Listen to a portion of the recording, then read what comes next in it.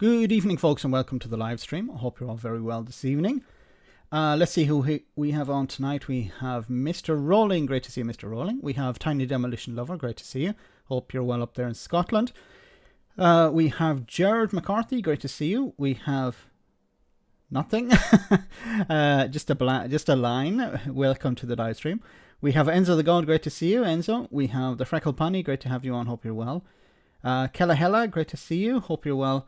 Colin. Great to see you. Pete. Katie, Bina, great to have all of you on. We have Killer moderating, great to see you. We have Lee, great to have you on. Sorry, I'm a little bit out of breath. I'm still recovering from COVID. So I'm still, it's pain in the you know where.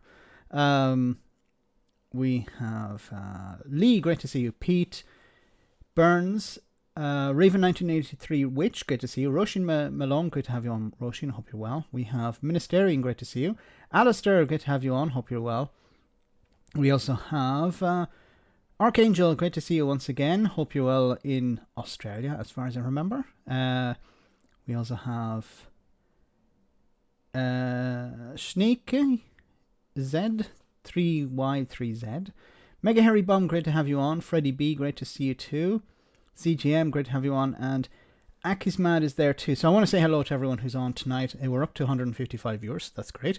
Remember to smash the like button as you come on, and welcome to the live stream to everyone who I can't say hello to because there are just so many people on. So as I see some people pop on, I say hello.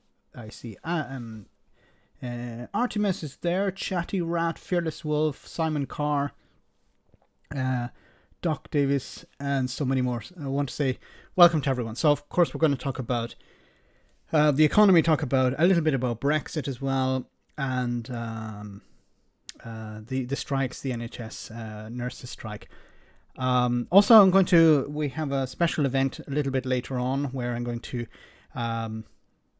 pick out the name for the winner of the calendar. So, just to remind you, on Tuesday, we started our raffle, so if you want to be in for the next bout of that, of course, whoever was in last time will keep the names, so they can be in the next draw as well. If you want to, I'll give you some more information about that later on anyway. But let's start off with the first part of the stream where we talk about the economy. Jeremy Hunt warns of tough road ahead as the UK economy shrinks. Mentioned this in a video earlier on today, and remember Liz Truss was talking about avoiding a recession. Well, that's no longer possible. It says here, Jeremy Hunt has warned of a tough road ahead after Britain's economy shrank in the 3 months to September in what is expected to be the beginning of a lengthy recession. In its first estimate of growth in the third quarter, the Office for National Statistics, the ONS, presented a bleak picture of the economy before next week's autumn statement from the Chancellor.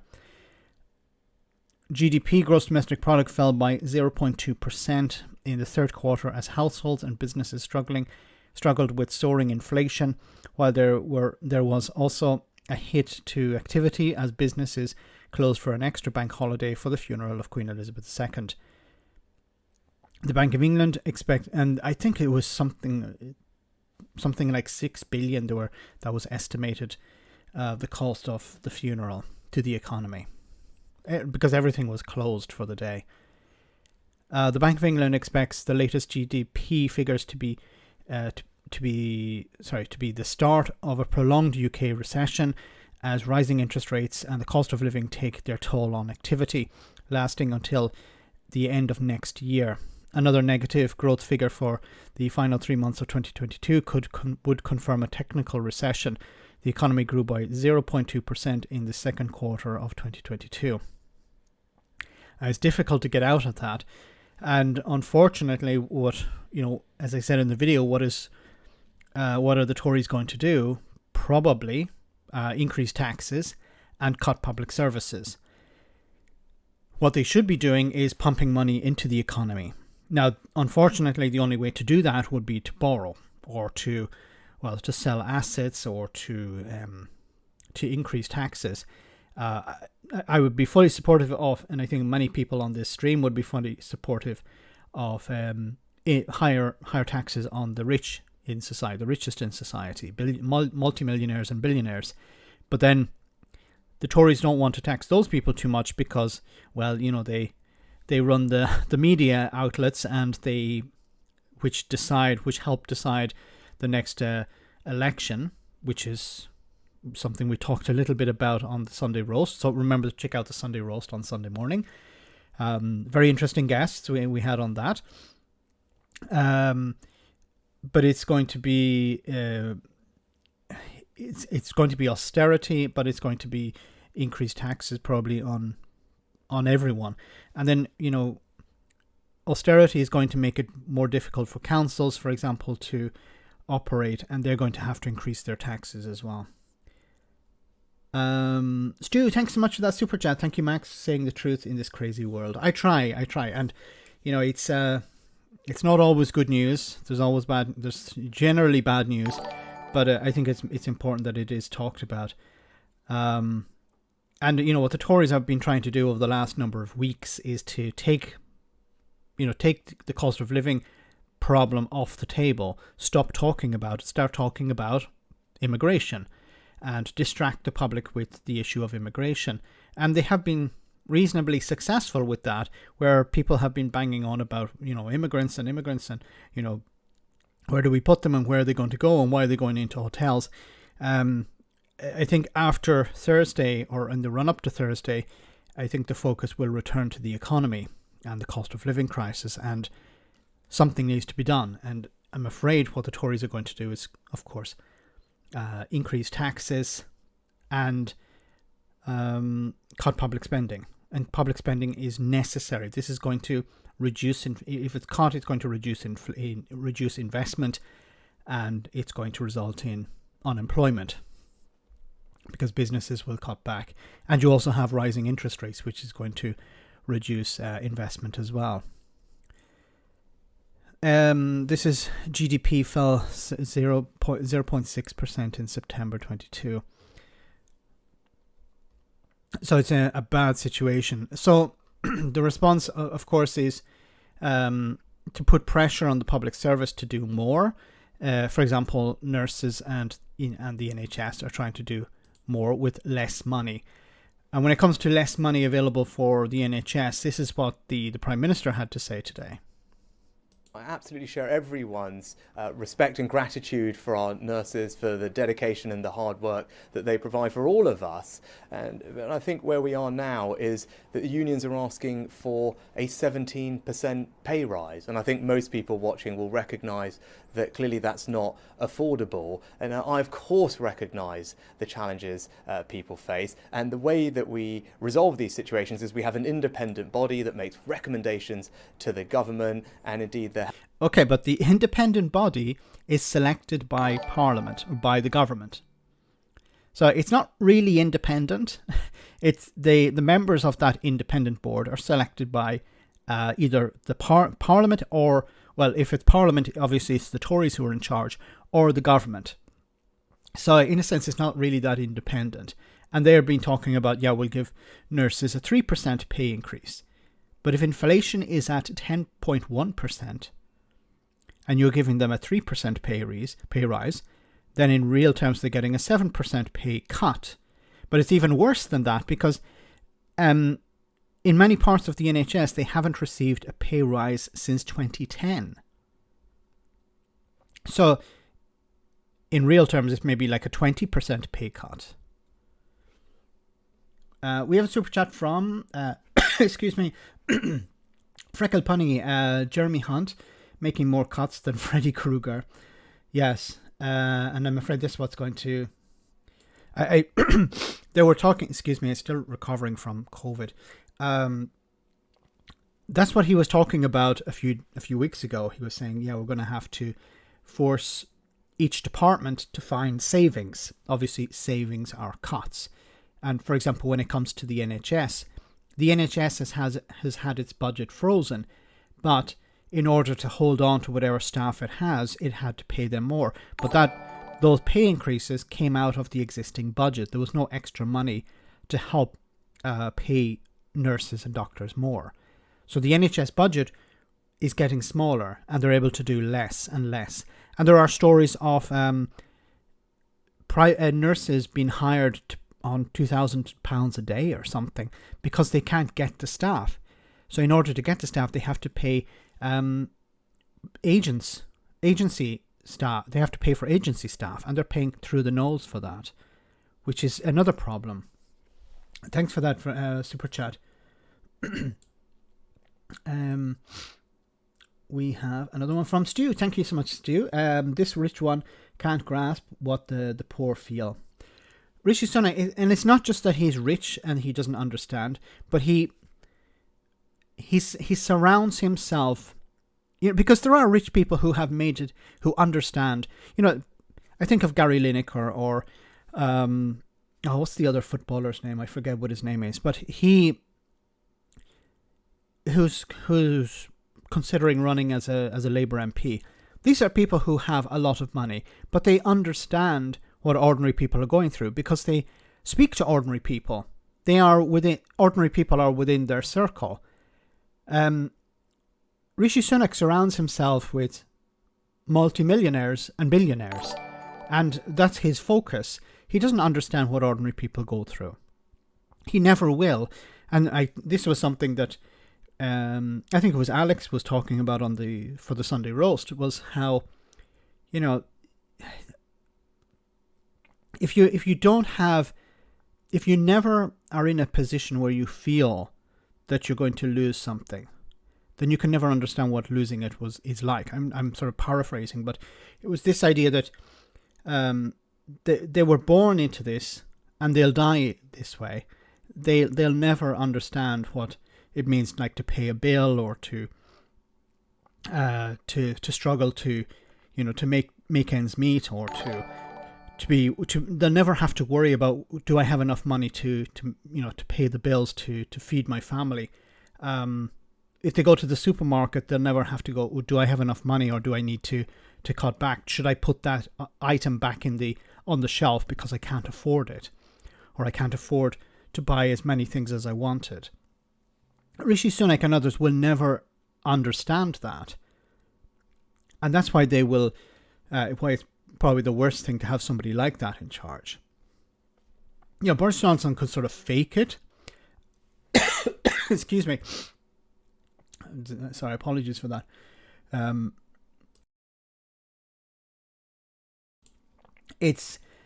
Boris Johnson could sort of fake it, but Rishi Sunak can't.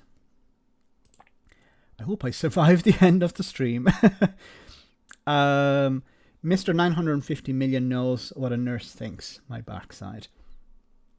It's this idea, we're all in it together. I understand what they're going through. Obviously, he of course he doesn't understand. He has not one iota of an understanding of what they're going through. He couldn't. Has he ever visited a food bank? Like, at least some of the MPs are going to the food bank and asking people. But this guy, I don't think he's ever visited a food bank. And even if he did, would he understand what the problems people are explaining?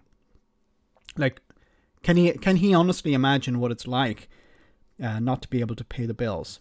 To worry about, okay, do I have enough money to put it in the meter? I'm afraid for my fridge it's going to switch off and all my food is going to spoil because I don't have enough money to put in the meter.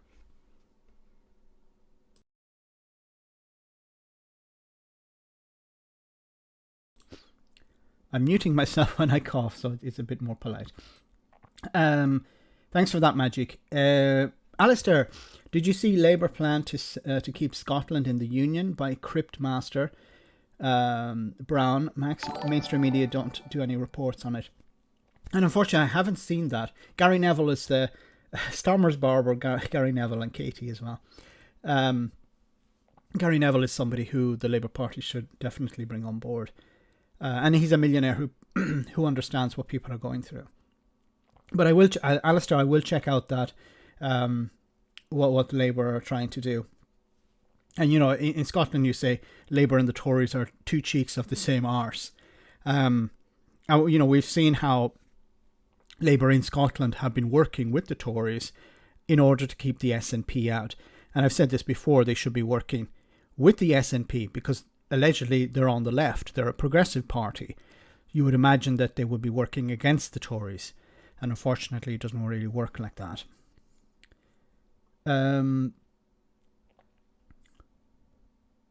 I mute myself when I think. Get well, Max. Thanks, Political Axe. I should be able to make it to the end of the stream. Red and blue Tories, Max. Have a honey tea, mate. Can't throat. I'll definitely do that after. A Christmas ad on the radio I heard about homelessness in Dublin was really effective advert. These people like Sunak are in a fantasy, not reality. Thanks, Freddie B, for that super chat. I'll check that out as well. There was... excuse me, I don't know if anyone saw the... was it Martin? Not Martin Lewis. Another Lewis guy. Runs a supermarket chain, I think. There was an advertisement to start off with him riding a skateboard or something. That was quite a nice ad as well. Sending you healing, Max. Some kind of hippie or something. Yeah, it's just a residual from COVID, and it's a pain. Hopefully it's not chronic. Anyway, let's move on. But once again, you know, this idea that nurses are supposed to survive on claps or on, what was it? There was I don't know if I have it already released the video, but I think it's coming out today, or sorry, tomorrow. There was a journalist who was basically saying it's immoral for nurses to go on strike. She writes for the Telegraph and the Daily Mail and the Express, and she was saying, yeah, like they should find some alternative. And what is the alternative? Like, if you can't pay your bills and as a nurse, and you're going to a food bank in order to feed your family or feed yourself, and you're overworked, like, what else have you got? If you say to your manager, if you say to the administrator, we need more money, we need fewer hours, we need more staff, and their response is, there's nothing we can do, then what is your alternative? And this is something that really pisses me off about the journalists. The MP or the right-wing commentator will say, oh, they shouldn't go on strike, it's immoral, they should do something else. Well, I wish somebody would ask them, give me 3 things they can do instead of going on strike. Not just 1, but 3, because you believe that there are alternatives. So give us some alternatives. There are no alternatives. Do you not honestly think that these people have not tried every other alternative as opposed to going on strike? They don't want to go on strike. They understand, if people get into nursing because they care about people, not for the money. The money is pretty bad. They don't do it for the money. They do it because they want to help people. And it's a huge sacrifice for them to say, I'm not going to help people today because I need to help myself. Because if I'm not well, if I'm not in a fit state to help people, I'm not going to be able to do a good job. And I need to put pressure on the government to change things. This is the only tool I have. We've tried everything else. Magic Super Chat, sorry, let me see. Sorry, Magic, I see it now. A lot of people don't understand when nurses finish training. They're not only over the student loan payment limit, but a higher tax, especially MPs. So they get into debt in order to become a nurse, and then they're in a higher tax band. It's it's almost a disincentive to become a nurse. You would think it would be encouraging more people to get into it. There were the bursaries, but then I think the Tories cut the bursary or removed it. They were talking about bringing it back. Like, how do you want, this is something that they have been saying as well. We need to recruit more of our own. How are you going to recruit more of your own if you don't incentivize people to come into it? Say we're going to provide you with free training. Wouldn't that be a good way? Instead of having nurses get into debt, we're going to pay all the bills for you if you want to become a nurse. We're going to pay you a decent wage. have something like that, and if it costs money, then borrow the money necessary to do that. But if you don't, then the NHS ends up having to rely on agency staff. Thanks so much, Magic. Sorry I missed your super chat before. But it's they don't care.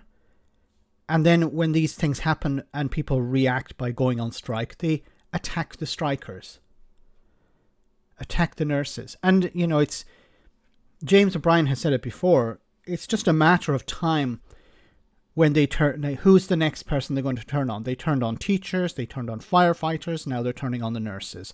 This is the Tories and the right-wing commentators.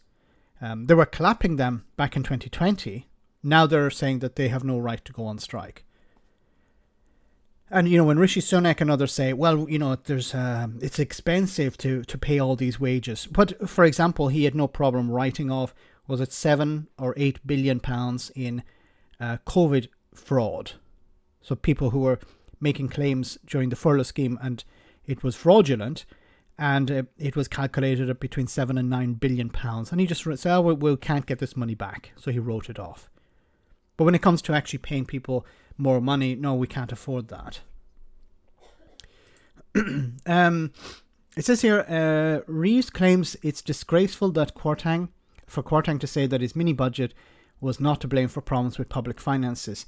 Labour has escalated its criticism of the former Chancellor Kwasi Kwarteng for claiming his mini budget is not to blame for the poor state of the public finances.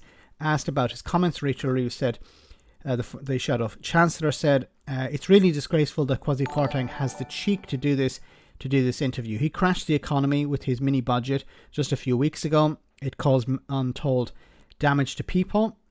Anyone coming off a mortgage deal will be blaming the Tories, including Kwasi Kwarteng, for their huge increases, up to £500 a month more in interest rates because of the decisions by the Conservative Chancellors over the last few months, including Kwasi Kwarteng.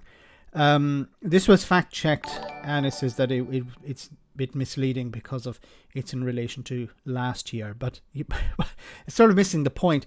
People are paying a higher rate in their mortgage because of the mini budget in particular, because, yes, they're going to pay a higher rate because interest rates have gone up anyway. But, the economy has been damaged because of the mini budget. That's moved. We have a super chat from No DLC. Great to see you on the stream, No DLC. Thanks so much for that. Blanking out and ignoring trade unions is a tactic of the first resort with the Tory mindset. Then they can claim strikers are being selfish. This is going to backfire now. Yeah, it's definitely going to backfire because they had hoped that, what they do is they try to divide and conquer, try to turn people against each other. And we saw it with the rail strikes that they were hoping that, they could, by calling the unions militant and disruptive, that would be enough to turn the public against them. But it failed, and it failed pretty badly. And I think it's going to fail again. They're trying to paint the nurses as greedy and lazy. And of course you have your bots online and you have your trolls online who are trying to push this narrative as well. And of course you have your your LBC types like Nick Ferrari and Andrew Pierce as well. If that's his real name. These people are of course attacking the nurses. Excuse me. Attacking the nurses and those on strike, claiming that now is not the time. Think of the patients. Well, these people didn't care about the patients when the nurses were first asking for a pay rise. They don't want to help. They claim, we care about the patients, but obviously they don't if they don't support more funding for the NHS. They're happy to see it privatised. Thanks, no DLC, but it will backfire. More and more public servants are going on strike, and there's definitely going to be a winter of discontent now, just like in the 1970s. Stu, thanks so much for that super chat. You forgot they attached the cleaners too. They attacked the cleaners too. It's everyone is the enemy. It seems anyone who's going on strike is a problem. And, You can imagine if Nick Ferrari tomorrow was told, well, you're going to have to take a massive pay cut, and house, he's not renting out. I imagine he owns his own home, but your mortgage is going up. Then he'd probably complain, and he may even go on strike as well. So if these people understood why people are going on strike, and I don't mean they understand it from an intellectual point of view, but they actually felt, if they truly understood it, they would be with the strikers as well. Because how are people supposed to survive if their wages are decreasing every year? In real terms, it's more and more difficult to pay the bills. If no public servant, be it the NHS or in any other department, should be relying on food banks. Nobody should be relying on food banks. But you would imagine somebody who works for the state would not be relying on a food bank. You'd be almost like, I couldn't do the job, because if I saw a Tory MP come in or someone from the right wing press or whatever, I would say, I'm not going to treat this person because they hate me. They hate all of us, and they would like to see us suffer because of their ideology. Thanks to Freddie B again. Thanks so much, Freddie. Our SIP2 representative said we had to take a 4% deal increase. Labour court sided with the company. Reality company only giving 1%. Irish government 3% increase minimum wage. This is a problem with the Labour courts as well. Like if they side with the company, why is the Labour court siding with the company? There's something suspect there. And if inflation is running at more than 4%, then it's a pay cut. And this is not good for the economy as well. If people are earning less than inflation, then they're going to spend less, and it's going to damage the economy.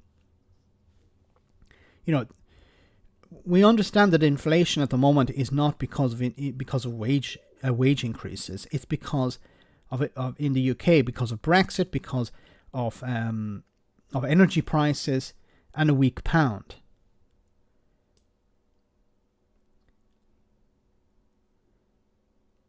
Don't understand why the SIP2. I hope that SIP2 are going to appeal the Labour Court ruling. Nico, thanks so much for that super chat. Unicorn, I love that. Thank you so much. Fearless Wolf, thank you so much for that super chat as well. Why is it they praise the nurse during the Olympics and the pandemic, but when they want them to be like Florence Nightingale and do it for free? There was I don't know if it was a Tory MP. It was a Tory MP. What's his name? Chris Heaton Harris, ERG type, who was saying, yeah, it's like a vocation, but maybe politics is a vocation. And I said, yes, but politicians are not doing it for free, and they would never do it for free. It's very much not like a vocation. There are some MPs, of course, I think they're a very small minority who are doing it because they truly care about their constituents and want the best for them. But a lot of people are there because the money is very good and you have nothing to do. Every once a week you go through a doorway to vote, or you swipe a card, and that's it. You might have to attend the odd committee, you take a few notes, ask a few questions, argue with somebody for a bit, and that's it. And it's a cushy job, and then once you finish, after a few sessions, you get a pension and you're done for life. That's what a lot of people view it as. And they don't understand that nurses are not doing it for the money. The vast majority of them are doing it because they care about people. They get into it. It's a very difficult job on so many levels. It's physically difficult. It's emotionally difficult. I take my hat off to them because I would not be able to do this job. And that's why they deserve so much respect, and they deserve a pay increase that represents the work that they do. And I've said this before, and I've said it in videos as well. Like, as a society, we have to prioritize two main areas. that of health and education, if we don't invest in those, what's the point in having a government? People say, what about defense or whatever? But I think, in a civilized society, we have to prioritize health and education, because if we don't, then we have failed as a society. Look at what's happening in the United States. Health is privatized. Education is continually pushed to be privatized. And the Tories seem to want to go down that road as well. But this idea, as you said, Fearless Wolf, clapping for them, cheering for them, because it costs nothing. You can do a bit of virtue signalling, like the freaking Nigel Farage out with a pot and pan, pretending that he cared. And as soon as these nurses go on strike, he's one of the first to say, how dare they? They're socialists, they're Marxists, they're not interested in their patients. Gareth, thank you so much for that super chat as well. If the Tory government had increased wages year on year in line with inflation, we would not be in a scenario where nurses need a 17.5% increase. Yes, as you said, if they had increased wages year on year, we wouldn't be in this situation now. Wouldn't be in a situation where they're asking for such a massive increase. Because they need the massive increase in order to survive. It's...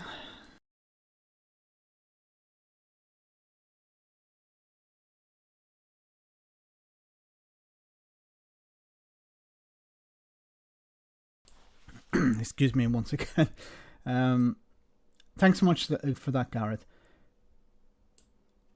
Too vital to strike, not vital enough to be paid. Well said, Gareth. And this is part of the problem, is that it's you can't go on strike because we need you. Okay, but will you pay us enough because we're needed? No, we won't. Remember, there's a recession on. That was one of the ridiculous arguments that was used today by one of these journalists who was speaking to Nick Ferrari, I think it was. There's a recession, there's inflation, we can't pay people more. We know we have to think of the economy first. Of course, these are people who probably will never need the NHS because they'll just go privately. But in a sense, they don't understand the value of the NHS. They don't appreciate it. That's why they use such rhetoric. Thanks so much, Gareth. We also have another from Starmer's Barber, one of the best names tonight. Hi, Max. Some on the media outlet who gave Kwarteng the platform to spout his crap. Hang in there. Shame on the media. Yeah, that was Talk TV who was giving him this platform. I'm like, why is he crawling out from under his rock, as I said? What did he say? Well, it's not my fault. It's Liz Truss's fault. And then, excuse me, if you were to ask Liz Truss, she said, no, it's not my fault. It's Kwasi Kwarteng's fault. And neither of these people have resigned in disgrace, but resigned as an MP. Resigned from their position in government. They take a little bit of a hit, but they haven't resigned as an MP. That's what they should be doing. Liz Truss should be gone as an MP. Kwasi Kwarteng gone as an MP. And I said, before, like if you worked in a supermarket and you lost 65 quid, you get a talking to by your boss. Kwasi Kwarteng lost £65 billion at least. And no one criticised him within his party. Liz Truss didn't criticise him for that.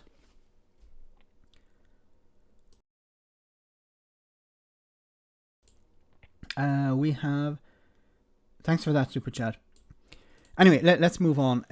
It says here... Is it as bad as it sounds, a recession? Don't worry, recessions are normal and merely numbers. The reality is specific to you and your employer. And most firms make it through to the other end. This one may seem to loom ominously. But you're already living through it, and it may have contributed to it. So it says, is the UK in recession? Probably. Does it matter? Well, you may call us it may sound callous, but not really. No one loses their job because of the statistics tell us we're in a recession or heading for one. What matters is how the economic downturn affects you, your employer, and your business. The chances are that you'll be okay. This is according to the BBC. In a recession, weaker companies fail and people are put out of work. That can be because sales revenue drops so that they can't meet their costs, including the servicing of their debts. It can be because the market they're in is in decline and they have failed to make a move into growing markets. But most firms battle through and survive, some with reduced revenue, many with losses or reduced profits, and often with reduced employment. Some even thrive. It's a good time to be an insolvent practitioner. So some companies will do well out of the recession. Many companies will not. They'll have to lay off people. But generally, if a company is in a bad position at the beginning of the recession, it will close down. But one thing is about companies, what about the staff? These are the people who will suffer the most. If a lot of people are laid off, it's more difficult to change job because there's higher demand for a smaller number of jobs. People will have to compete. And unfortunately with that, people will have to settle for lower wages. And this, of course, will... there's a risk of getting into a vicious cycle, of course.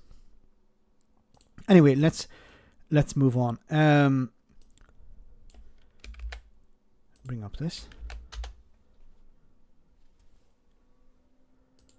A very good morning. Welcome to Sky News Breakfast. Thank you for joining us. And as I said, we're starting with that breaking news on the economy this morning with the latest GDP figures for the third quarter just released in the last few moments. And we have our economics and data editor, Ed Conway, here with us to tell us the news. What are they, Ed? Yeah, the economy has shrunk by 0.2% in the third quarter. That is, to take kind of the big picture, what is GDP? It is the total amount of income that we're generating across the economy. It's that then gets shared and goes into our pockets. So the fact that it's shrinking is obviously not good news. However, 0.2%, that is actually a little bit less bad than many economists had expected. They thought it was going to go down by about 0.5%. So this is a little bit better than expected. But even so, it still suggests we are in the beginning, potentially, of a period of contraction. And, people have been talking a lot about recession recently, haven't they? Well, it is a slightly arbitrary term, but basically it means when you've got two successive quarters, so when we're talking about quarters, those 3-month periods, two successive quarters of the economy shrinking, that technically constitutes a recession. And the majority of economists think next quarter we're going to be shrinking, potentially the quarter after that as well. So this may well be the beginning of a period of the economy shrinking. But as I say, that number's actually a little bit better than we expected. So there's a little glimmer of hope there. And it's worth also noting that period, I've yet to see the full kind of details of it because it's just come in, but that period obviously was the period of the Queen's funeral. There was an extra bank holiday in that period. And when there's an extra bank holiday, that tends to take a little bit off your output. So, it may well be that adjusting for that, the economy was more like kind of close to flatlining rather than going down.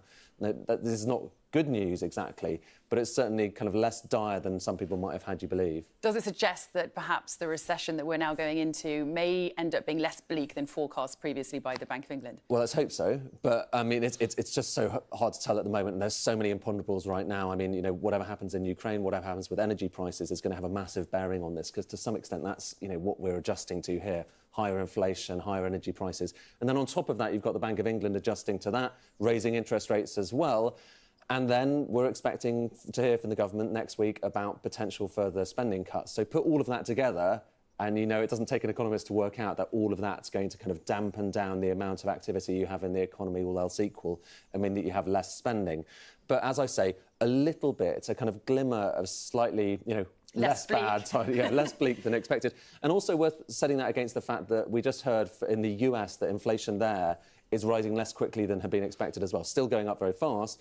But again, that's people might put all this together and say, OK, it's not going to be easy. It's going to be a very tough winter. There's all sorts of things, heading our way, but maybe not quite as bad as had been expected. And in terms of the autumn statement next week, could these figures impact what we may hear from the Chancellor? It's hard to tell. I mean, we are quite late on in the process, so probably they've started to bed in a lot of their decisions. We'll get reaction from the Chancellor to these numbers. I suspect that in a perverse way, they're quite keen to underline that, it's tough times at the moment and there are challenges ahead. But as I say, it's worth saying, it's quite unusual to go into a recession and to have the government actually kind of pressing further on the brake pedal, which is kind of what, that constitutes. If you're cutting spending, if you're raising taxes, that makes it tougher. So we will see, and we'll bring you more kind of details about kind of what the breakdown. It does look like the services sector, which is the vast majority of the economy, actually kind of flatlining rather than shrinking. That's kind of relatively good news. And yeah, 0.2% down, a little bit better than expected. Okay. A little bit better. Not hugely better, but... Yes, but as you said, if you take out that, it's probably flatline, which is no growth. No growth is better than negative or contraction, but still. And as we know, we're still at the beginning, so we're still waiting for more and more people to go on strike because they're not getting a pay rise. Gareth, thanks so much for that super chat. Just check I didn't miss any other one. How about this? If we can't give nurses a pay rise, which is bullshit for your information, why don't we let them claim expenses? Food, rent, energy, fucking stables. Yes, I love the last part. That's of course in reference to Najin Zawari, who claimed on expenses on stables he had to warm his horses. It's a good idea. Allow them to claim expenses such as rent or parking.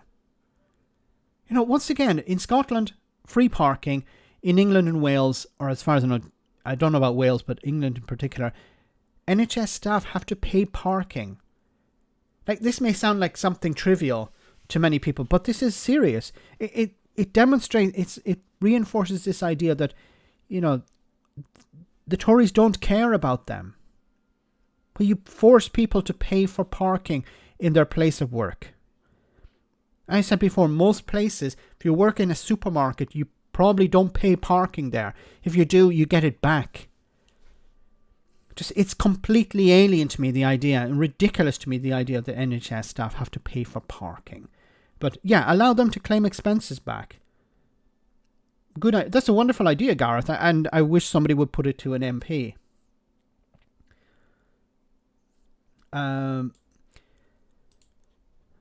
Okay, guys, before we continue, we're about halfway through the stream, and before we get to our funny video, I want to remind you of something. Let me bring up the image.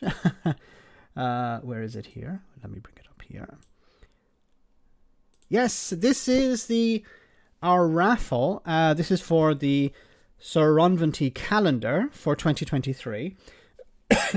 So, as I said last Tuesday, I asked each of you, or asked whoever could, put in a request to be part of the draw. It'll just be a few minutes, and then we'll get back to the stream. But I wanted to do this event. So what I'm going to do is I'm going to pull out a name from a hat. So this is the people who sent bought a coffee, and they were put into this draw. And I said before, if you don't make it this time, don't worry, you'll be in the next draw. So let me bring it up on the screen. So remember, this is the proceeds for this are going to go to the organization Chefra, which provide support for people who are struggling at the moment to pay their their gas bills, or who have broken boilers, and they go in there and they help them out. They provide support for, generally it's elderly people who have a broken boiler and whatnot. So let me bring up, if I can fix this. So yes, you can see me, great, or hopefully you can see me. So I have Sir Ron's hat here, and I have the names here, so I'm going to pull out a random name, and this will be the winner of I have the name here, so let me put down Sir Ron's hat, and the name is Peter Nancaro. Peter Nancaro. So Peter, I don't know if you can see Peter. There's a line on that for some reason. Peter Nancaro. So I will send you an email, and I'll ask you if you'd like a physical copy of Sir Ronventy's calendar, or I'll send you a digital copy if you like. So I'll contact you after the stream, and congratulations. And everyone else who was in the draw for today, you'll be added to the next draw. And anyone, if you'd like to be in the next draw, which is taking place between now and next Tuesday for the next live stream, remember to send a buy me coffee of £5, and this money will go to a charity. I'll put some more details on the community page. I forgot to do it today. Apologies. I'll do that after the show for the next raffle. And we have some more copies of the Sir Ron Venti calendar for 2023. So I'll keep you posted on that. And if you'd like to join it for the next raffle on Tuesday, and I'll pick out a different name on Tuesday. Okay. Let me get back to this. So, congratulations on that.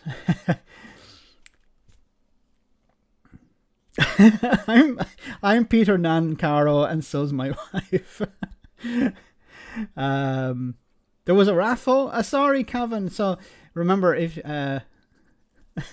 no, I'm Peter Nancaro, so's my wife. Well, congratulations to Peter. So there is only one Sir Peter. There is only one Peter. So I'll contact Peter after the show. Anyway, let's take a comedy moment, and then we'll continue with more serious stuff in just a jiffy.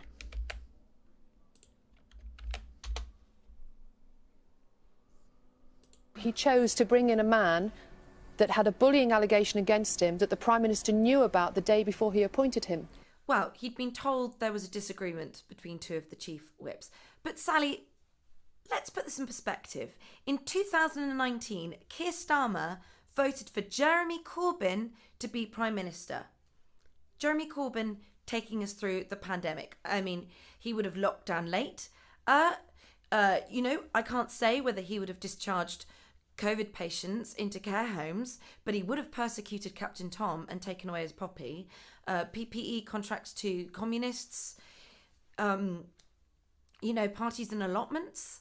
And would he have bravely fought in the war against Ukraine like Boris Johnson did? We're not talking about a party in opposition. We're talking about Rishi Sunak. We're talking about judgment. And Keir Starmer's judgment was chaos with Corbyn. Look, Gavin Williamson has shown integrity and resigned, which he didn't have to do, by the way, as Priti Patel showed that resignation for bullying allegations is not compulsory. We should show compassion. Let's not bully him. Okay. When it comes to the media, I want to show you this clip. This is some of you may be aware of this. This journalist was recording a few days ago the Just Stop Oil protest that was taking place, I think, on the M25, and he was arrested by the police for recording this event, this protest.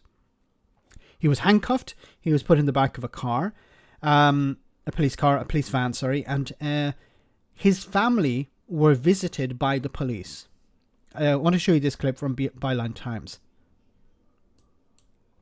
We were on a footbridge, and I heard an officer say, "Detain those two," and point up at us. You're under arrest. So why? Can I just tell me? Okay, I'm a member of the press. Can I give you can I show you my press card? And he just grabbed my arm, moved me to the side. "What are you doing? I'm a member of the press. I've got a press card. I can show you the press card." He wasn't interested in anything.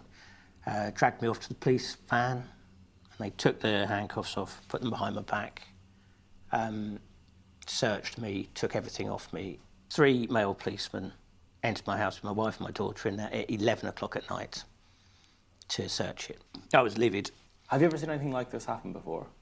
I've not seen it, and I've photographed a lot of arrests. They'd usually go through sort of a process to arrest someone, and there wasn't any of that. Well, even after this, it looks like in the last 24 hours, the police commissioner overseeing this basically turned around and said, this is almost the media's fault for encouraging Don't Stop Oil. They're giving them the airtime. How did you interpret those comments when you heard them?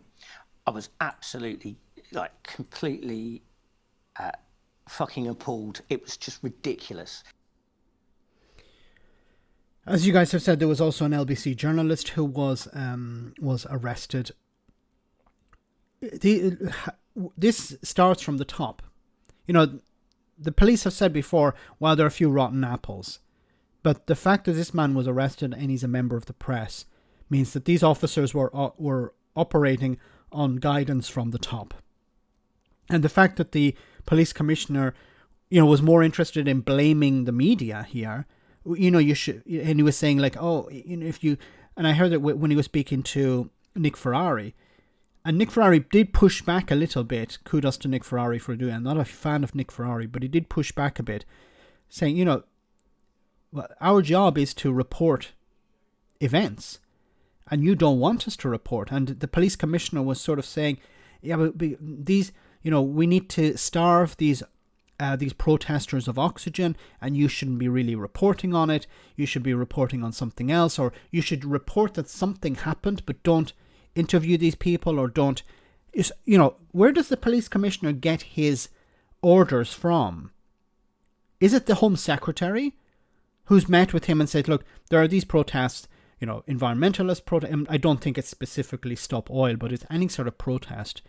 Stop it, shut it down, stop the media from recording it. If the media continue to record it, arrest the media, frighten them, have a chilling effect. This is what we need, because these people are trying to hold us to account. These people are trying to make our lives more difficult, and we need to stop it. This is the sort of thing you read about in Russia or in Venezuela or in some tin pot dictatorship. You don't read about this in a first world country.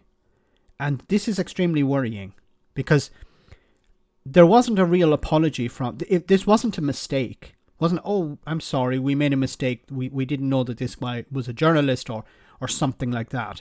No, he was arrested. He was asking to show his reporter's card, journalist card, and it was refused. Which begs the question, if you or I were recording this, what would happen to us? We're not journalists. We don't have a card to protect us. We could literally be arrested and put in prison for recording something on the street. Now, if we're blocking traffic or something, that's a different thing. But literally recording a protest taking place. And I also get a little bit worried about, you know, when it comes to, you know, people I disagree with. For example, remember during the pandemic, there were people protesting and recording the protests of these anti-vaxxers. But I didn't see any of these people arrested. Why was that? Sue for wrongful arrest. I hope he does that. And I hope the police commissioner has to answer questions over this. Weren't they supposed to delegislate human rights before they go breaking them? Yeah. To be fair, he did something far worse than breaking the ministerial code 6 times, you know. Yes. Slaverman's dreams are the public nightmare. Is a good use of the term. Shouldn't need to sue. Should report crime to the local police session as per the law. Yeah, I want to report you guys to you guys. I report yourself to yourself. Absolutely ridiculous. And it's great that, you know, it's been picked up by the media. And I don't think the police are going to come out on this, you know, smelling of roses. This is showing that something seriously is broken. But of course, it comes from the top. It comes from who is ultimately responsible for the police. It's the Home Secretary and the policing minister. Anyway, guys, moving on.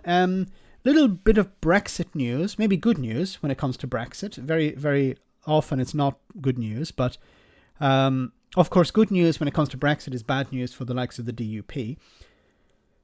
Max, it's the new protest, the new protest bill. It's the law, Max. Yeah, because you can stop these protests. So it's in a sense illegal to protest. And if you're recording a protest, it's illegal as well. UK police taking a page out of the US. I really hope when Starmer and the Labour Party win power, they will repeal a lot of these laws, or all of these laws, these types of laws. I really hope they do. It says here, Sunak's hope to deepen UK-Irish ties after Micheál Martin meeting. So Rishi Sunak has said he wants to deepen ties with the UK and Ireland after a very positive first face-to-face meeting with the Taoiseach, Micheál Martin, before the British-Irish Council Summit in Blackpool. He said he was pleased with progress on the Northern Ireland Protocol, despite what was determined to end the impasse over the Stormont Assembly. I think we all recognise that the protocol is having a real impact on the ground, on families, on businesses in Northern Ireland, threatening Northern Ireland's police in the United Kingdom, and I want to resolve that, he said. This is typical Brexiteer language, but one thing is there's a big difference between what he says and what he actually does, and we've seen over the last number of months how the Tories have shifted when it comes to, have moved along in a sense when it comes to the Northern Ireland Protocol. They had been talking about triggering Article 16. That never came to anything. They talked about tearing up the protocol. That has come to nothing. The last thing is the Northern Ireland Protocol bill that's going through the House of Commons at the moment, which would allow ministers to suspend part of the protocol. That needs to be taken off the books. That shouldn't be going through Parliament. That should be stopped. And I would imagine Sunak has given some sort of guarantee to the Irish government and the EU that it's not going to be used. Otherwise, how are you going to resolve this sort of conflict if this is still on the table? Because this would break international law. It is the first time a British Prime Minister has attended the twice-yearly summit, which was set up under the Good Friday Agreement since Gordon Brown 15 years ago. Martin described Sunak's decision to attend as significant. The mood music is improving. We now need to translate that into a resolution, a negotiated resolution between the United Kingdom and the European Union, the Taoiseach said. Sunak took the earliest opportunity to engage with me, and we appreciate that. Downing Street said the Prime Minister wanted to deepen UK-Irish ties after relations neared breaking point over Brexit in the past 6 years. Efforts to rebuild broken relations with Ireland and the EU have already brought more frequent engagement between Dublin and London in the 2 months since Boris Johnson left Downing Street. Martin said he was delighted to visit the northwest of England before the summit. The ties with Ireland are strong on family, on football, values and trade, and we're determined to strengthen those bonds. So the Taoiseach was in Manchester. And of course in Liverpool as well, there are strong connections with the Republic of Ireland. The summits are normally attended by the Taoiseach and First Ministers of Scotland, Wales and Northern Ireland, as well as representatives of the Isle of Man, Guernsey and Jersey. The Prime Minister also met with the First Ministers of Scotland, Nicola Sturgeon, the First Minister of Wales, Mark Drakeford, at the summit. Of course, there was no First Minister of Northern Ireland, because Northern Ireland doesn't have a First Minister at the moment because of the DUP. Sturgeon, who said the meeting had been cordial and constructive, used the discussion to challenge Westminster to demand more money for the NHS, saying ministers in Scotland were at the limit of what they can do with what is effectively a fixed budget. She also raised her plans to hold a second Scottish independence referendum, telling Sunak she intended to honour that mandate with or without the UK government's agreement. Also in attendance were the Chancellor Jeremy Hunt and Levelling Up Minister Secretary Michael Gove. So it's somewhat positive. It's better to have a friendly relationship, a positive relationship, than an antagonistic one, as we saw with Boris Johnson, and to a lesser extent Liz Truss. But I think at this stage, Rishi Sunak understands I need to have a better relationship with the European Union. The economy is in tatters. The last thing we want is a trade war. So it makes more sense to build bridges with Europe as opposed to burn them down.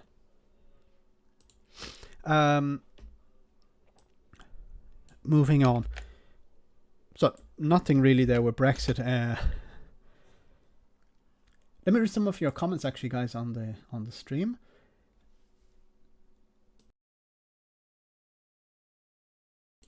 Gareth, thanks so much for that super chat. UK police, kind of sick, something, who break into my mum's house, beat the bejesus out of me, hold me right to council, and hold me on remand in Edinburgh for over a year over a false allegation. My God, I didn't know about that. I'm so sorry to hear that. And of course, no one would get punished.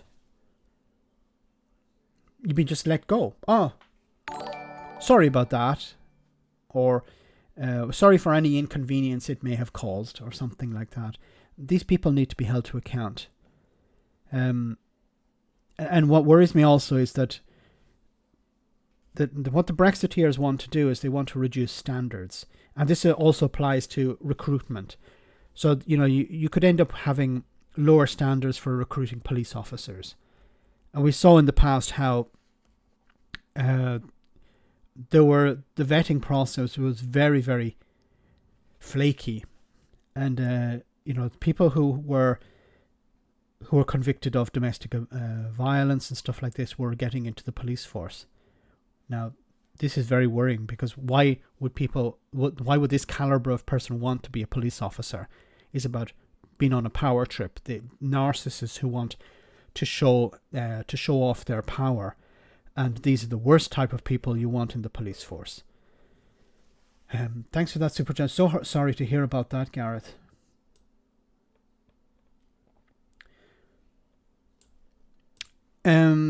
Just moving on to the cost of living crisis is here. It would mean so much. Parents on the need to expand free school meals.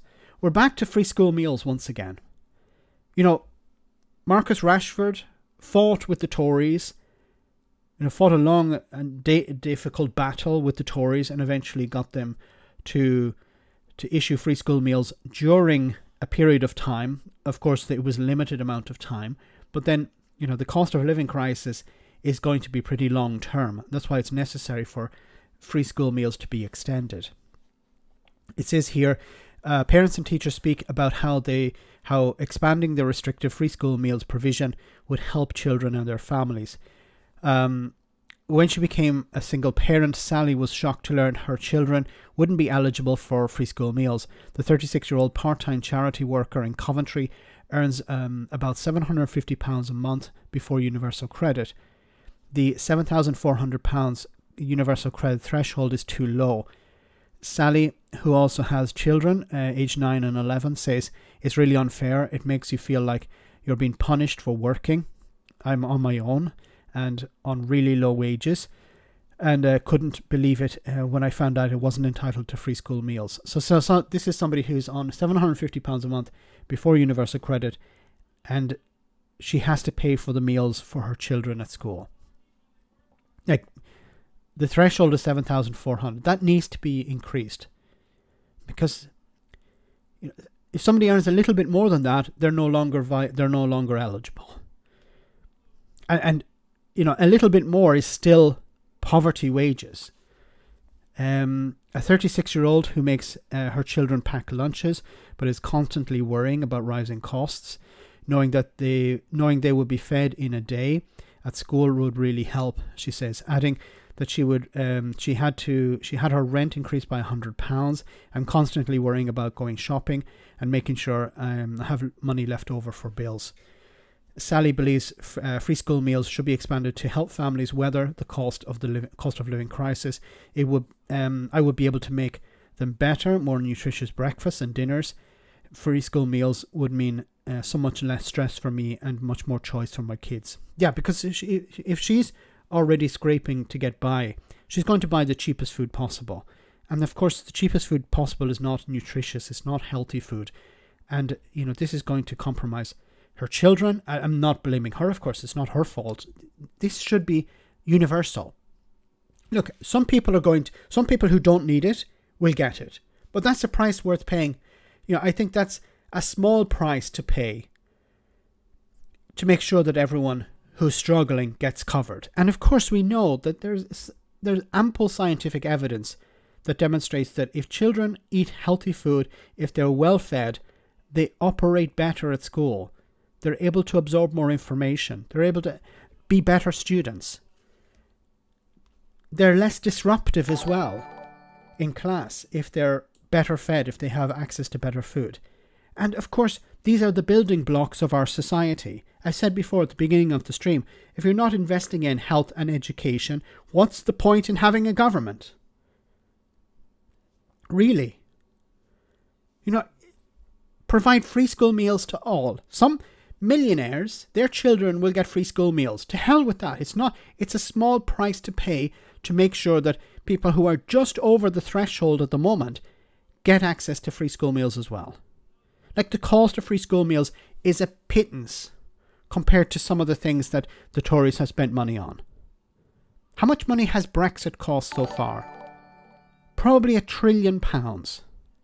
If you add up all the costs that have affected businesses, import, export, agriculture, all of the things, including the amount of money that has been spent to undo parts of the damage Brexit has done, we're talking probably about £1 trillion. And you can't afford to pay a bit extra to make sure that children get access to free school meals. Magic, thanks so much for that super chat. GCHQ had to set up a food bank for its analysts. My God. At what stage will people say, okay, something is broken. Something is really broken. Thanks, Magic. Cthulhu, great to see you on the stream. Thanks for that super chat. Today is Remembrance Day in Canada. Least we forget. It's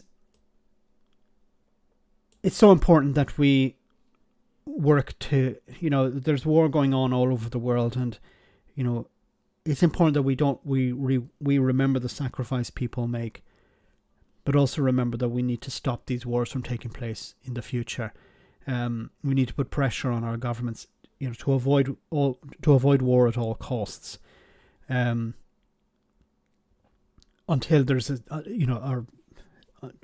to avoid war at all possible costs. If there's a scenario where it can't be avoided, then it can't be avoided. But I hate the idea of politicians and rich people sending poor people off to fight and die for an idea, for an ideology, for a slogan. It's we need to go to overcome that. I support the war in Ukraine. What's happening in Ukraine? We need to support the Ukrainian people. They're suffering the consequences of a megalomaniac, a crazy person. Putin's lust for power and dominance over people, inside and outside his country. That needs to be, the people of Ukraine need to be supported. But war in general, I'm against war in general. And we must not forget those who paid the ultimate sacrifice trying to protect our freedoms. Peter, thanks so much for that super chat, and congratulations on winning, unless you just joined, congratulations on winning the calendar. My local paper has reported about stealing from the local shops. This includes children. I think it was Nick Ferrari who was talking about maybe we should punish children for stealing. We could, we shouldn't suspend punishment for stealing. We're coming up to Christmas, and people are becoming more and more desperate. And, we tend to say, well, if somebody steals food, that's acceptable. But I can only imagine the pressure that's put on a lot of parents who are struggling, and they're looking at Christmas and going, and they're dreading Christmas because they know that they can't provide what they want to their children, or what their children want, sorry. And, you know, they may be tempted to steal something, to steal money, or to steal a toy or something like that. I know there are lots of charities who are providing. Children are stealing from local shops. Even children are doing it, so it's not just the parents. It's a desperate time, and unfortunately, you know, charities are also struggling as well because of the cost of living crisis. You know, we saw how food banks, some time ago, had to stop providing cold food because they couldn't keep the fridges running, because they couldn't afford the energy bills. It's pretty desperate. I just want to read one more of these and then we'll move on. It says here, while Charlotte 35 would like her children to take in packed lunches to their East London secondary school, her oldest two refuse. They said there's a stigma around packed lunches at their school. They can't sit in the cafeteria with their friends if they eat packed lunch. It's not an easy option for kids. There's a big divide at the school. There are a lot of rich kids and a lot of poorer kids too. My younger children aren't really aware of the fact that they're quite poor. She says we're one of the only families who rent their friends in their kids' friends group. So her family rent, the others own their own home. And that's why I said the free school meals need to be universal. So there is no stigma attached to pack lunch. There is no stigma attached to having a free school meal. There is no, okay, you form a queue over there or form a queue on this side.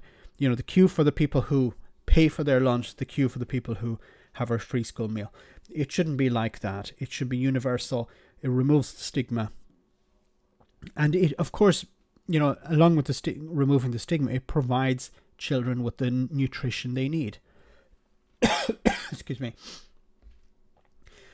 Anyway, guys, I want to move on. Just a moment.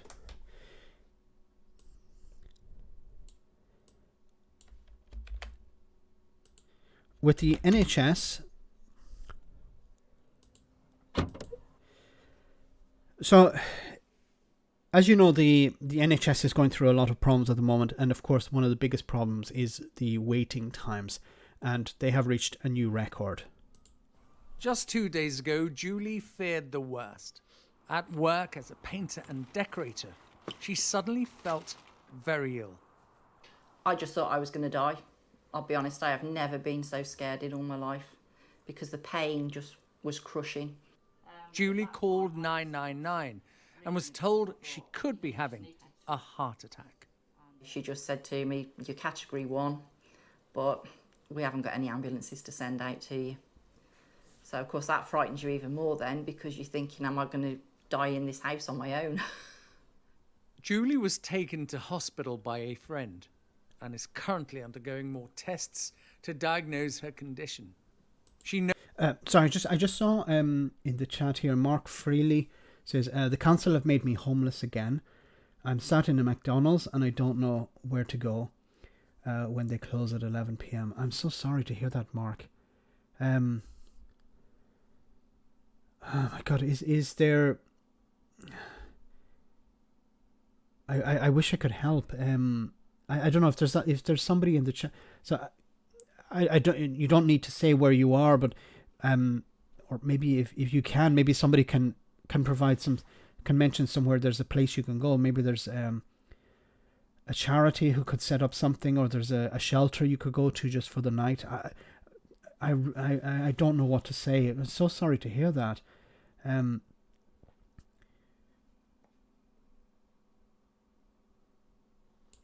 Yeah, where are you located, Mark? Because maybe somebody is in the area, or somebody is near you where they could recommend somewhere that you could stay, at least until tonight. This is terrible. I'm so sorry, Mark.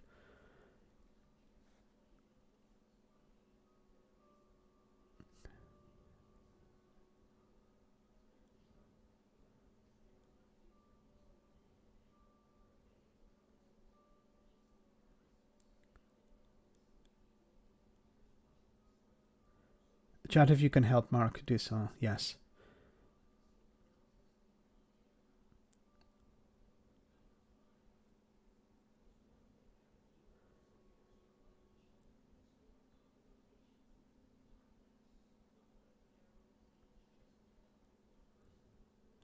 Look for a YMCA, Salvation Army, or ask at the nearest church. They should be able to give you some signposting. Yes.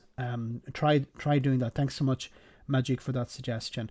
There should be something like that in your area. And generally, if there's a church nearby, you should be able to speak to a vicar or a priest, and they should be able to help you out. They'll definitely be able to get on the phone to somebody.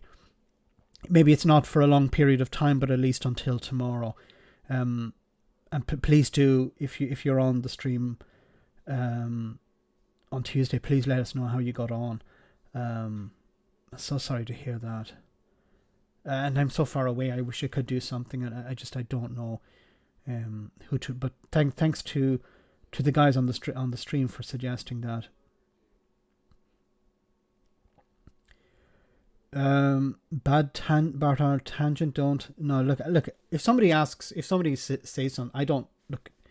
If somebody says that they're in help, they need help, I think it's important that we provide them with some advice. So do please check in with a priest or a vicar at the local church, or if there's a YMCA, if you have access to the internet, you're on this, so maybe have a look on Google. There should be something in the area that can help you out. Even somebody, maybe if you're in a McDonald's, then maybe some of the staff may be able to recommend somewhere to go. They've probably dealt with this before. So I'll just continue with this. Knows how dangerous any delay to diagnosis and treatment can be. Her husband Mark died of cancer last year. It's frustrating because you keep thinking he could still be here with us. So yeah, I do get angry. Ambulance response times across all categories are the worst on record. A major problem is that less than half of hospital patients were discharged on time because of a lack of access to social care. Mrs. Cullen, how did the talks with the Health Secretary go? The pressure on the NHS could intensify if a threatened nurses' strike goes ahead. There have been initial talks between the Health Secretary, Steve Barclay, and the Royal College of Nursing, a day after industrial action was announced. More worry for health leaders as they face a so-called triple-demic this winter of COVID, flu, and unprecedented demand on emergency services. Wherever you look, the NHS is working flat out to ensure that we provide the best quality of care. But yes, we are under pressure. How worried are you about the nurses' strike and other industrial action by hospital staff? Clearly, if members of NHS staff go on strike, it will have an impact, but it's our job to minimise that impact and to ensure we continue providing the best possible care to patients. Patients like Julie are already being impacted, and that's ahead of the difficult winter that is expected. Ashish Joshi, Sky News in central London. So this is Nico, thanks so much for that super chat. Get some good food, Mark.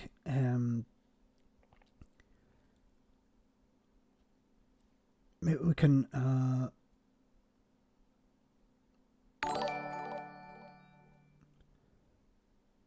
thanks for that, Nico. If we can try and help out Mark, let's see. Mark, can you respond in the chat, because we haven't seen any response from you for a while. I don't know if he still has a connection or if his phone the battery has died or something. I don't know.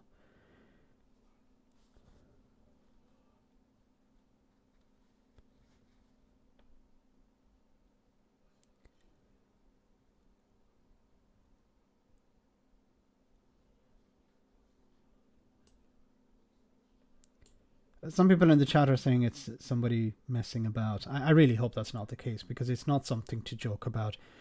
There is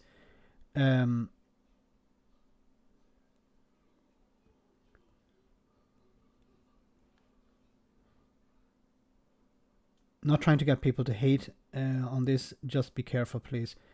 Look, I really hope this isn't the case of somebody messing about. If Mark is serious, then we'll try and help you out. If it's just somebody spamming or joking about, then the profile will be blocked. Okay, so if Mark wants to come back on, please do. If you want to explain what the situation is, but if you're just messing about, then the account will be hidden or blocked. So anyway, guys, so until Mark comes back, then it's and I feel sorry, because people here are offering real advice here, legitimate advice, real support, and if somebody's taking the piss out of this, there was a renowned paedophile who went by the same name. Okay, I'll ask one of the moderators to check the name. I can't check the name now, so one of the moderators can please check the name on YouTube and let me know.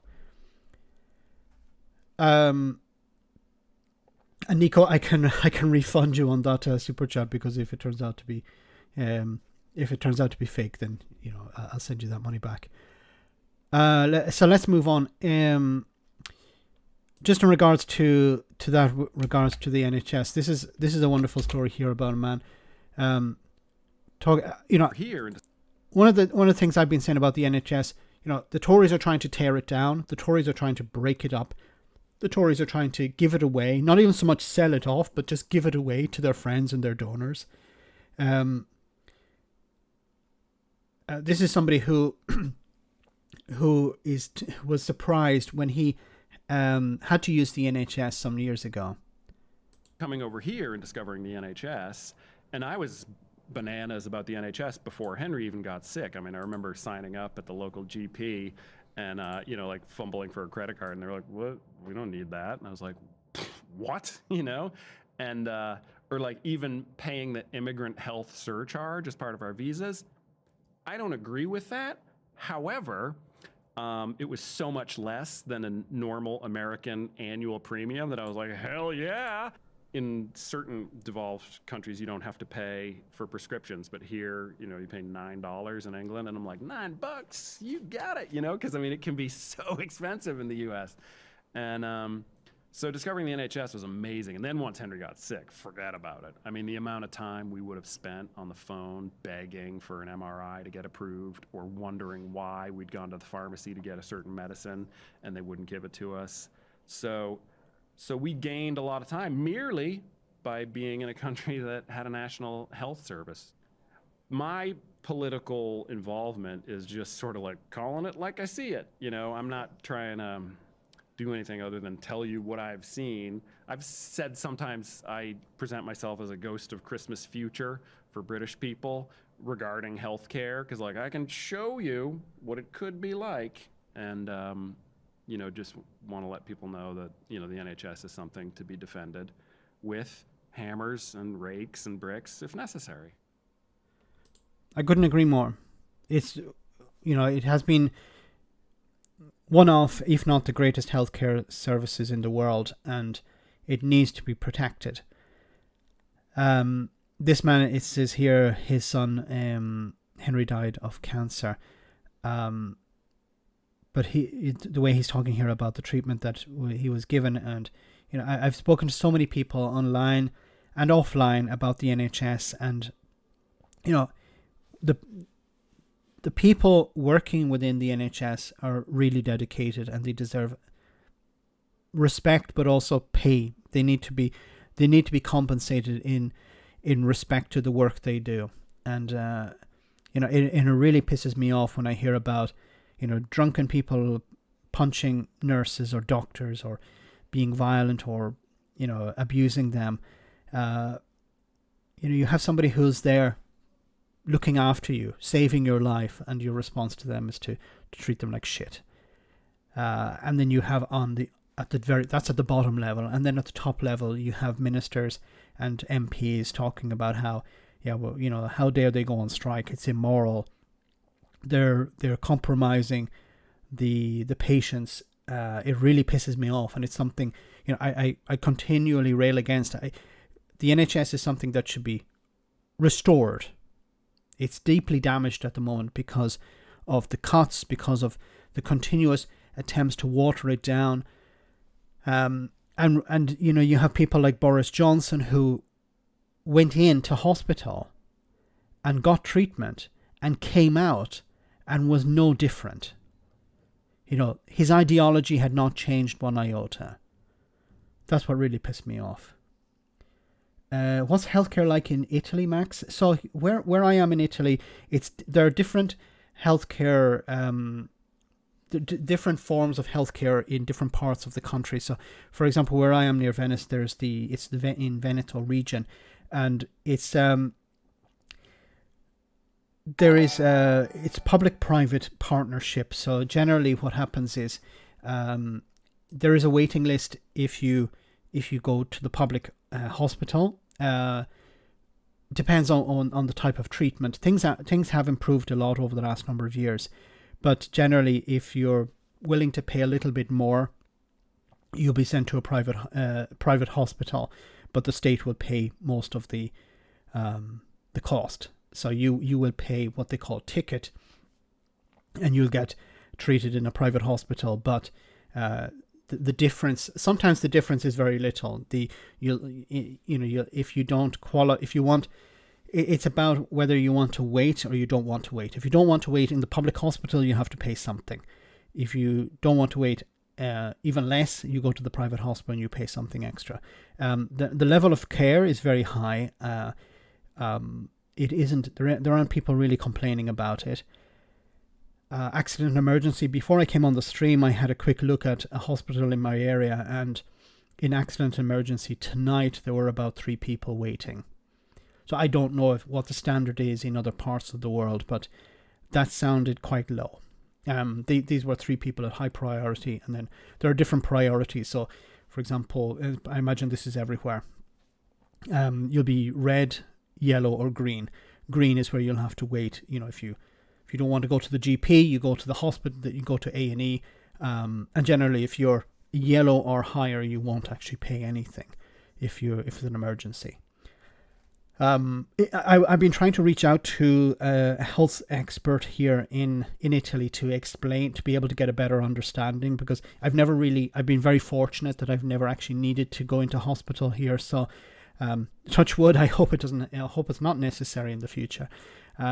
So I've never actually really needed to use it, so I don't know the ins and outs of it, but I'd like to get someone on to have a chat with, or even just to get informed about it from somebody, so I can tell you guys about it, because I know it is different. Thanks for that super chat. They looked after me in the Marche region, Max, very well 13 years ago. That's great to hear. Unfortunately, the further south you go in Italy, the more problematic it becomes, because of there are issues of corruption, there are issues of problems with public financing, and then there is also a brain drain. The problem is a lot of the highly qualified people move up to the north, where it's better paid. So the salaries are higher, there's better pay in the north, and this is a big problem also for the south of Italy when it comes to healthcare or other sectors, where there is a brain drain to the north and to other parts of the world, of course. Alistair, thanks so much for that super chat. NHS ambulance service staff working to rule. I think it's necessary, something like this. Thanks, Alistair. I think it's necessary, something like this, that will push the government to change direction, to realise we can't continue down this road. We need to do something. We need to provide workers with the wages that they need. It's not so much the wages they want; it's the wages they need, because as we said before, if people get poorer and poorer, and the workload gets higher and higher, they're going to take more time off because they're sick. You're going to have people leaving the profession. You don't want people doing that. You want to encourage more people to join. But if the workload is always greater, the wages are always less, and the cost of living is increasing, people will leave. And the Tory response, of course, is privatisation, but privatisation won't fix that. Because if people can't afford to go to the hospital, they're not going to go to the hospital. You can't just privatise everything. In the United States, some people get into massive amounts of debt just to pay their medical bills. Other people don't, and they die.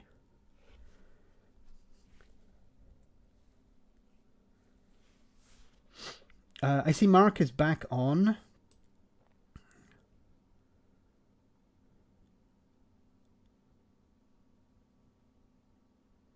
Thanks for your kind words. And no, I'm not the Mark Freely. He's made my life hell.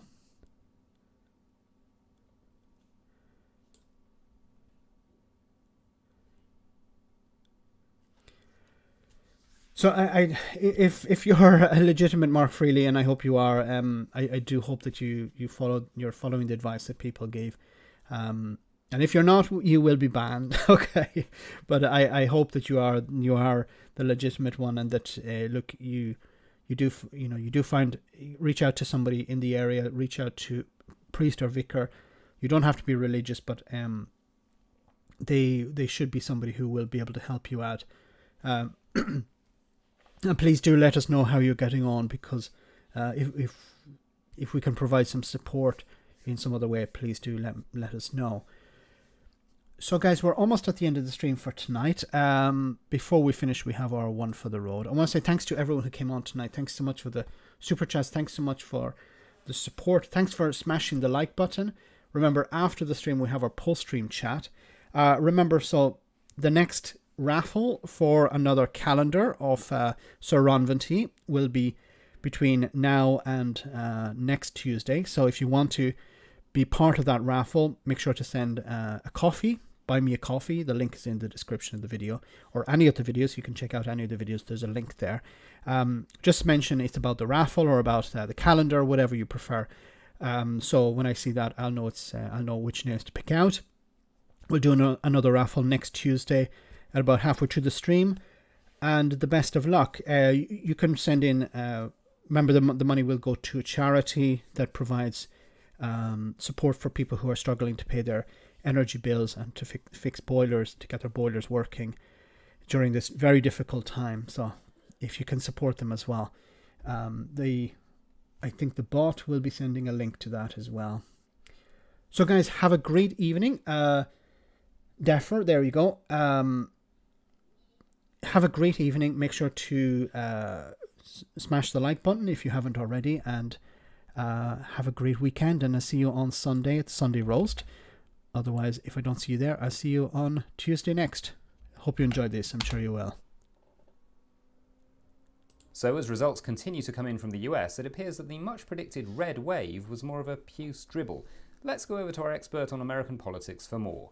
So what happened? Well, obviously the polling was wrong, not for the first time. Indeed, in previous years the polling has underestimated the Republican vote, and this year it seems to have underestimated the Democrat vote. So does that mean that in future we should simply ignore the polls? Absolutely not, they're still very useful. In what way? They give me something to talk about. Now, yesterday you said that today would be a good day for Donald Trump, and yet many of the candidates that he supported failed. That's right, he may actually be less popular than people thought. People like you?